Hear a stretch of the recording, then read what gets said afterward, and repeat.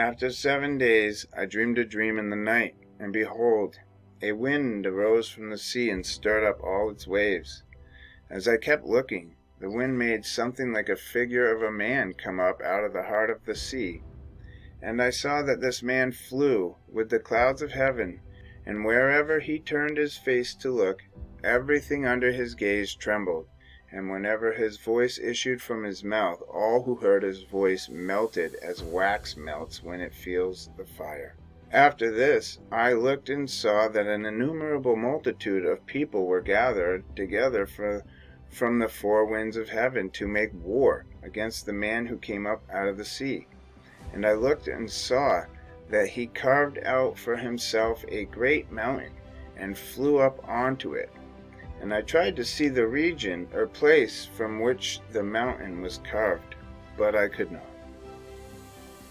After this I looked and saw that all who had gathered together against him to wage war with him were filled with fear, yet they dared to fight. When he saw the onrush of the approaching multitude, he neither lifted his hand, nor held a spear, or any weapon of war. But I saw only how he sent forth from his mouth something like a stream of fire, and from his lips a flaming breath, and from his tongue he shot forth a storm of sparks. All of these were mingled together, the stream of fire and the flaming breath and the great storm, and fell on the onrushing multitude that was prepared to fight, and burned up all of them, so that suddenly nothing was seen of the innumerable multitude, but only the dust of the ashes and the smell of smoke. When I saw it, I was amazed. After this, I saw the same man come down from the mountain and call to himself another multitude that was peaceable. Then the forms of many people appeared to him, some of whom were joyful, some sorrowful, and some of them were bound, and some were bringing others as offerings. Then I woke up in a great terror, and prayed to the Most High, and said, "From the beginning you have shown your servant these wonders, and have deemed me worthy to have my prayer heard by you. Now show me the interpretation of this dream also, for as I consider it in my mind, alas for those who will be left in those days, and still more, alas for those who are not left. For those who are not left will be sad, because they understand the things that are reserved for the last days, but cannot attain them. But alas for those also who are left, and for that very reason, for they shall see great dangers and much distress, as these dreams show. Yet it is better to come into these things through incurring peril than to pass from the world like a cloud and not to see what will happen in the last days." He answered me and said, "I will tell you the interpretation of the vision, and I will also explain to you the things that you have mentioned. As for what you said about those who survive, and concerning those who do not survive, this is the interpretation. The one who brings the peril at that time will protect those who fall into peril, who have works and faith toward the Almighty.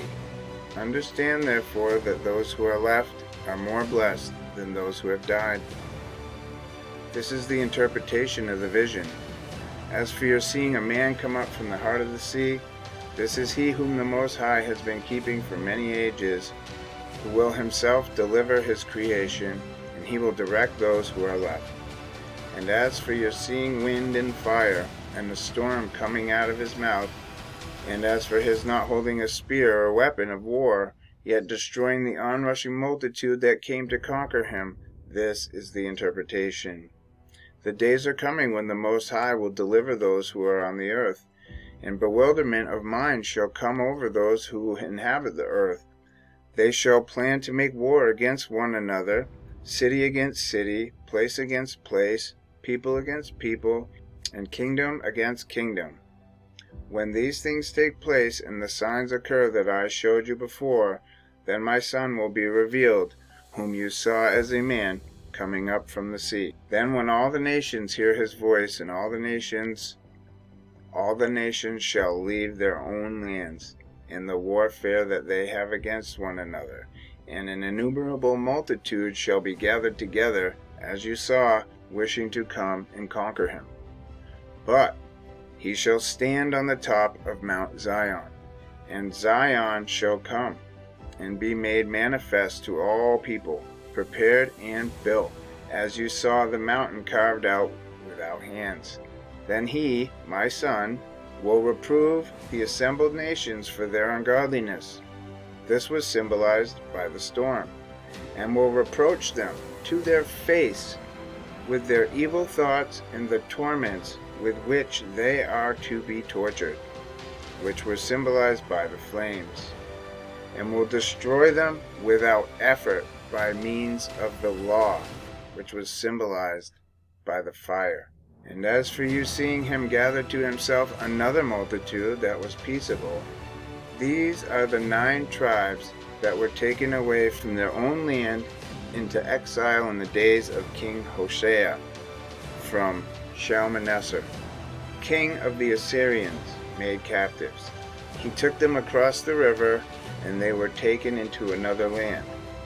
But they formed this plan for themselves, that they would leave the multitude of nations and go to a more distant region where no humans ever lived, so that there at least they might keep their statutes that they had not kept in their own land. And they went in by the narrow passages of the river Euphrates. For at that time the Most High performed signs for them and stopped the channels of the river until they had crossed over. Through that region there was a long way to go, a journey of 1.5 years, and that country is called Arzaroth. Then they that lived there until the last times, and now, when they are about to come again, the Most High will stop the channels of the river again, so that they may be able to cross over. Therefore you saw the multitude gathered together in peace, but those who are left of your people, who are found within my holy borders, shall be saved. Therefore, when he destroys the multitude of the nations that are gathered together, he will defend the people who remain, and then he will show them very many wonders. I said, O sovereign Lord, explain this to me. Why did I see the man coming up from the heart of the sea? He said to me, just as no one can explore or know what is in the depths of the sea, so no one on earth can see my son or those who are with him, except in the time of his day. This is the interpretation of the dream that you saw. And you alone have been enlightened about this, because you have forsaken your own ways, and have applied yourself to mine, and have searched out my law, and have devoted your life to wisdom, and called understanding your mother. Therefore, I have shown you these things, for there is a reward laid up with the Most High. For it will be that after 3 more days I will tell you other things, and explain weighty and wondrous matters to you.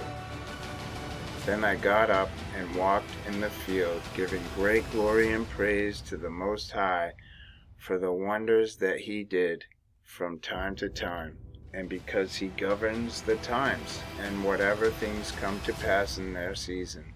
And I stayed there 3 days.